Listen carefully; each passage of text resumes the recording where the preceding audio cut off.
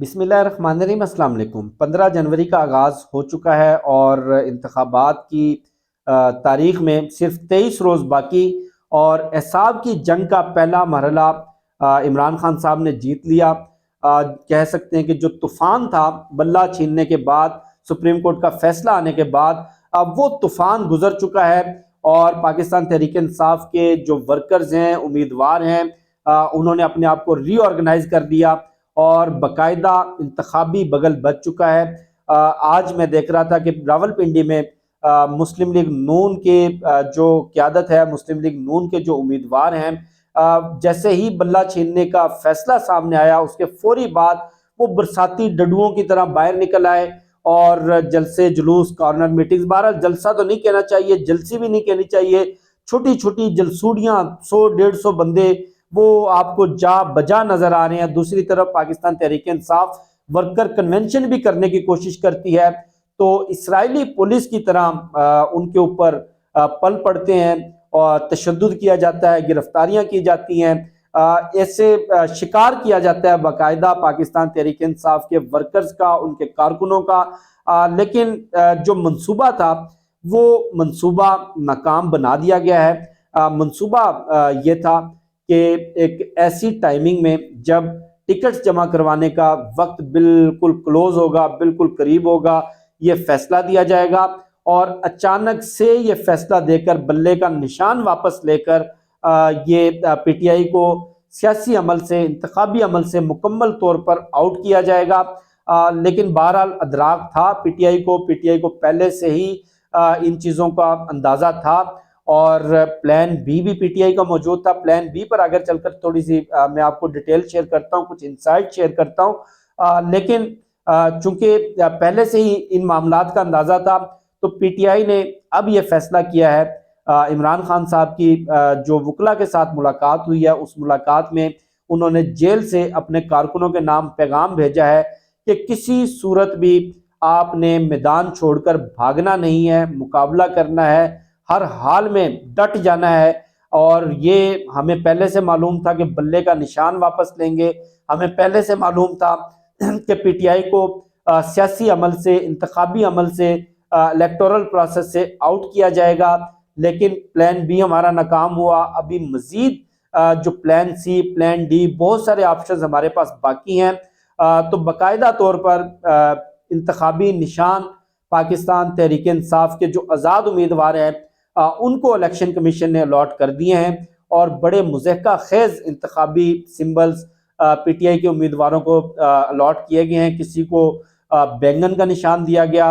تو کسی کو چارپائی کا نشان دیا گیا، شاہ محمود قریشی کی صاحبزادی کو ان کو چمٹے کا نشان دیا گیا،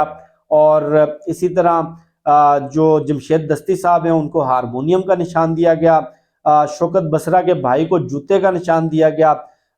یہ کہہ لیں کہ جتنے بھی مضحکہ خیز سب سے گھٹیا جو انتخابی نشان تھے وہ پی ٹی آئی کے ورکرز کو دیے گئے، لیکن پی ٹی آئی کے ورکرز اور ان کے امیدوار مایوسی کی کیفیت سے نکل کر انہوں نے اپنے آپ کو ری آرگنائز کیا ہے، انہوں نے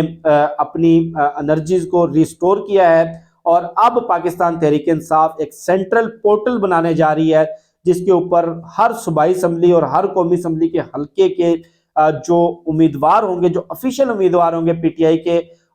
بما ان کا انتخابی نشان، ان کی ڈیٹیل وہاں پر موجود ہوگی۔ آپ جسٹ وہاں پر جا کر صوبائی اسمبلی کا نمبر ڈالیں گے، قومی اسمبلی کا نمبر ڈالیں گے، اس کی تمام تر ڈیٹیلز سامنے آ جائیں گی کہ امیدوار کا نام کیا ہے، اس کا کورنگ کینڈیڈیٹ کون ہے، اس کا انتخابی نشان کیا ہے، اور اس کو ٹکٹ جاری کیا گیا یا نہیں کیا گیا۔ اب یہ جو مضحکہ خیز سمبلز دیے گئے ہیں، مضحکہ خیز سمبلز کو بھی پاکستان تحریک انصاف کے ورکرز نے اپنی ضد بنا لیا ہے۔ ابھی میں کچھ دیر پہلے ایک پی ٹی آئی کا آفیشیل سانگ لانچ ہوا ہے، اس میں چارپائی کا نشان کسی امیدوار کو الاٹ کیا گیا تھا۔ چارپائی کے نشان کے اوپر انہوں نے پارٹی ترانہ بنا کر فوری طور پر سوشل میڈیا کے اوپر لانچ کر دیا۔ بہرحال یہ آپ کچھ بھی کہیں، دنیا کا بڑے سے بڑا وکیل بھی لا کر قاضی کی عدالت کے سامنے، قاضی کے سامنے کھڑا کر دیتے، یہ مائنڈ بنایا ہوا تھا۔ یہ میں نہیں کہہ رہا، یہ اسد طور صاحب نے اپنے ویلاگ میں انکشاف کیا۔ اسد طور صاحب آپ کو معلوم ہے کہ قاضی فائز عیسیٰ کمرہ عدالت میں، سپریم کورٹ میں جو دیگر صحافی کورٹ رپورٹرز موجود ہوتے تھے ان کو مثالیں دیا کرتے تھے کہ اگر آپ نے صحافت سیکھنی ہے تو آپ مطیع اللہ جان سے صحافت سیکھیں، اگر آپ نے صحافت سیکھنی ہے تو آپ اسد طور سے صحافت سیکھیں۔ یہ اسد طور صاحب نے انکشاف کیا ہے کہ شہر اقتدار میں اسلام آباد میں مسلم لیگ نون کے 3 بڑے مرکزی رہنماؤں کی ایک اہم ترین شخصیت سے ملاقات ہوئی، اور اس ملاقات میں فیصلہ کیا گیا کہ بلے کا نشان پی ٹی آئی سے واپس لے لیا جائے، اور جیسے ہی یہ فیصلہ ہوا قاضی صاحب تک پیغام پہنچایا گیا، اور اس سے پہلے پیغام پہنچانے سے پہلے قاضی صاحب کے لیے ایک کہنے کے ایک تحفہ پیک کیا گیا۔ اس تحفے کے اندر سر تھے 2 جسٹس مظاہر علی اکبر نقوی کے، جسٹس اعجاز الحسن کے۔ تحفہ قبول کیا، قاضی فائز عیسیٰ نے تحفہ پا کر وہ خوش ہوئے، خوش ہو کر انہوں نے سلامی میں بلے کا نشان ہے وہ پی ٹی آئی سے واپس لے لیا۔ اب بلے کا نشان یہ کوئی، میں جیسے 2-3 ویڈیوز میں تفصیل سے بتا چکا ہوں، یہ کوئی الیکٹورل سمبل نہیں تھا۔ آپ بلے کی جگہ کوئی پٹواری کا نشان بھی دے دیتے، آپ میاں محمد نواز شریف کی تصویر کا بھی انتخابی نشان دے دیتے، آپ شہباز شریف کا کوئی کارٹون بنا کر بھی دے دیتے، تو پی ٹی آئی اس انتخابی نشان پر بھی الیکشن جیت کر دکھاتی۔ اگر آپ پی ٹی آئی کو چمٹا بھی دے دیتے تو چمٹے کے اوپر بھی پی ٹی آئی قومی اسمبلی کی کم از کم 2/3 نشستیں جیت سکتی تھی۔ لیکن مقصد یہ تھا کہ ایسے وقت میں جب انتخابی نشان جمع کروانے کا وقت باقی نہیں ہوگا، پی ٹی آئی سے بلہ چھین لیا جائے گا، پی ٹی آئی کے تمام امیدوار آزاد امیدوار ڈکلیئر ہو جائیں گے، بطور سیاسی جماعت اس پورے الیکٹورل پروسیس سے پی ٹی آئی آؤٹ ہو جائے گی، اور مجبوراً پی ٹی آئی کو انتخابات کا بائیکاٹ کرنا پڑے گا، لیکن بائیکاٹ کی طرف نہیں جا رہے۔ اس کے ساتھ ساتھ مخبر کون تھا؟ یہ بڑا ایک انٹرسٹنگ سوال ہے۔ دیکھیں جس وقت سپریم کورٹ آف پاکستان میں یہ ساری پروسیڈنگ چل رہی تھی، کوئی 2:30-3 بجے کا وقت تھا، اچانک پی ٹی آئی آفیشیل کے ٹویٹر ہینڈل سے ایک ٹویٹ آئی کہ پی ٹی آئی کے جتنے بھی ٹکٹ ہولڈرز ہیں، جتنے بھی امیدوار ہیں، وہ تمام کے تمام پی ٹی آئی نظریاتی کے ٹکٹس ڈسٹرکٹ ریٹرننگ آفس میں جا کر جمع کروائیں، اس کی رسید لیں، اور پی ٹی آئی کا جو انتخابی نشان ہوگا وہ بلے باز ہوگا، اور پی ٹی آئی نظریاتی کے ٹکٹ ایشو کیے گئے تھے۔ جیسے ہی یہ ٹویٹ سامنے آتے ہی فوری طور پر ایک چھاپا پڑا، ایک نہیں بلکہ 3 چھاپے پڑے۔ ایک تو پوری قوم نے دیکھا لائیو سٹریمنگ کے دوران، لائیو نشریات کے دوران، کہ چیف جسٹس قاضی فائز عیسیٰ کیس کی سماعت فرما رہے تھے، بیرسٹر گوہر صاحب روسٹرم پر آئے، انہوں نے کہا کہ میلارڈ میرے گھر پر ابھی نامعلوم افراد 4 ڈالوں میں آئے ہیں، اور انہوں نے میرے بیٹوں کو، میرے بھتیجوں کو مارا ہے، میرے لیپ ٹاپس، میرے کمپیوٹر اور جتنی بھی وہاں پر اسٹیشنری تھی، جو ڈائریاں تھیں، وہ اٹھا کر لے گئے ہیں۔ اس پر چیف جسٹس نے کہا نہیں آپ یہاں پر یہ بات نہ کریں، آپ پلیز یہاں پر یہ بات نہ کریں، آپ اٹارنی جنرل سے ملیں۔ اور اس کے بعد انہوں نے کہا کہ خیر ہوتا رہتا ہے۔ بہرحال وہ جب گئے اور پتہ چلا کہ چھاپا کس نے مارا، اسی دوران ایک چھاپا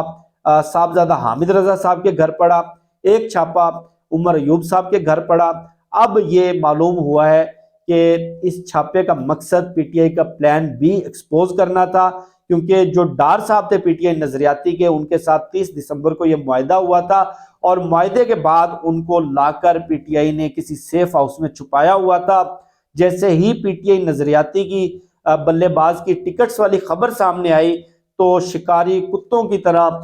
دوڑا دیا گیا اور ان کی تلاش شروع کر دی گئی۔ بہرحال ڈار صاحب کو برآمد کیا گیا لاہور سے۔ اس کے بعد وہ جس طرح لڑکھڑاتے ہوئے آئے، آنکھیں ان کی لال تھی، چہرے کے اوپر زخموں کے نشان تھے، تو انہوں نے بتایا کہ آنکھیں میری ویسے ہی لال رہتی ہیں، اور جو گال کے اوپر جو زخم کا نشان ہے وہ شیو کرتے ہوئے کٹ لگا تھا، اور لنگڑا کے میں ویسے ہی چلتا ہوں، اور انہوں نے کہا کہ میرا کوئی معاہدہ نہیں ہے۔ تو جو یہ سارا ریکارڈ اٹھانے کا مقصد تھا وہ یہ تھا کہ پی ٹی آئی کے جو دیگر پلان سی ہیں، پلان ڈی ہیں، مزید کیا آپشن ہے، ان کا پتہ چلایا جا سکے۔ اور صاحبزادہ حامد رضا کے گھر چھاپا مارنے کا مقصد بھی یہی تھا کہ کہیں صاحبزادہ حامد رضا کی جو جماعت ہے اس کے پلیٹ فارم سے تو ٹکٹس نہیں ایشو کی جا رہی، اور عمر ایوب کے گھر بھی چھاپا مارنے کا یہی مقصد تھا۔ اس چھاپے کے بعد اسلام آباد پولیس کی ایک پریس ریلیز سامنے آئی کہ پولیس نے مخبر کی اطلاع کے اوپر ایک گھر پہ چھاپا مارا۔ اطلاع یہ تھی کہ وہاں پر کچھ اشتہاری چھپے ہوئے ہیں، اور جب ان کو معلوم ہوا کہ بیرسٹر گوہر صاحب کا گھر ہے تو پولیس وہاں سے چلی گئی، لیکن یہ نہیں بتایا کہ پولیس وہاں سے لیپ ٹاپ لے کر گئی، پولیس وہاں سے ریکارڈ لے کر گئی، اسٹیشنری لے کر گئی، ان کے بیٹے کو مارا، ان کے بھتیجوں کو مارا۔ اور اگر اس طرح اسلام آباد پولیس مخبر کی اطلاع کے اوپر بیرسٹر گوہر کے گھر چھاپا مارنے لگی تو کل کو یہ نہ ہو کہ وہ مخبر اشتہاری کی اطلاع دے کہ اشتہاری کوئی رائے ونڈ میں چھپا ہوا ہے، پھر ہم دیکھیں گے کہ اسلام آباد پولیس کیا رائے ونڈ بھی چھاپا مارنے جاتی ہے۔ اگر مخبر یہ اطلاع دے کہ اشتہاری بلاول ہاؤس میں چھپا ہوا ہے تو ہم دیکھیں گے کیا بلاول ہاؤس بھی اسلام آباد پولیس چھاپا مارنے کی جرت رکھتی ہے۔ اگر مخبر یہ اطلاع دے کہ اشتہاری مولانا فضل الرحمان کے گھر چھپے ہوئے ہیں تو ہم دیکھتے ہیں کہ کیا اسلام آباد پولیس کی اتنی جرت ہے کہ وہ مولانا فضل الرحمان کے گھر اشتہاریوں کی تلاش میں چھاپا مارے۔ یہ مخبر کون تھا اور یہ اشتہاری کون تھے، سب کو معلوم ہے کہ ایک سیاسی جماعت کو ایک انتخابی اور جمہوری عمل سے آؤٹ کرنے کے لیے سارا کھلواڑ رچایا گیا، یہ سارا یہ کہہ لیں کہ گند ڈالا گیا۔ بہرحال plan C P T I election contest کرے گی، اور الیکشن کنٹیسٹ کرنے کے بعد جتنے بھی جیتنے والے آزاد امیدوار ہوں گے نو ڈاؤٹ ان کو بھی ڈرایا جائے گا، ان کو دھمکایا جائے گا، ان کو اغوا کیا جائے گا، ان پر بھی تشدد ہوگا۔ اس کے بعد بھی جو بچے کچے لوگ ہوں گے پی ٹی آئی کے، ان کے لیے منصوبہ بنا لیا گیا ہے، اور آزاد امیدوار جیسے الیکشن جیت کر آئیں گے 72 گھنٹے کا ٹائم ہوگا، 3 دن کے اندر اندر انہوں نے فیصلہ کرنا ہے کہ اپنی پارلیمانی جماعت بنا رہے ہیں یا کسی سیاسی جماعت میں شمولیت اختیار کر رہے ہیں۔ اس مرتبہ 2 ایسی سیاسی جماعتوں کے ساتھ معاملات سیٹ کیے گئے ہیں جن کے بارے میں میں کم از کم یہ دعویٰ کر سکتا ہوں کہ مخبر کی اطلاع پر چھاپا مارنے کی جرت ان 2 سیاسی جماعتوں کے خلاف کسی صورت بھی نہیں ہوگی، کیونکہ یہ دونوں سیاسی جماعتیں مذہبی جماعتیں ہیں۔ میں ابھی نام ڈسکلوز نہیں کروں گا۔ ایک سیاسی جماعت کا تعلق خیبر پختونخوا سے ہے، ایک سیاسی جماعت پنجاب میں رجسٹرڈ ہے۔ ان 2 میں سے کسی ایک سیاسی جماعت میں پی ٹی آئی کے آزاد امیدوار شامل ہوں گے، اور اس کے بعد ریزرو سیٹ کے لیے بھی اپلائی کیا جائے گا۔ اسی جماعت کے پلیٹ فارم سے پی ٹی آئی کسی صورت میدان نہیں چھوڑے گی، اور جو سروے سامنے آئے ہیں، جو خفیہ سروے سامنے آئے، میں نے خالد جمیل صاحب کے ساتھ بھی ویڈیو کی، اس میں بھی یہ بتایا کہ کم از کم 150 نشستیں آزاد امیدوار کے طور پر بھی پی ٹی آئی بآسانی جیت رہی ہے۔ مجھے شفقت علی کو دیجیے اجازت، انشاءاللہ بھی نیکسٹ ویڈیو میں ملاقات ہوگی۔ پاکستان زندہ باد۔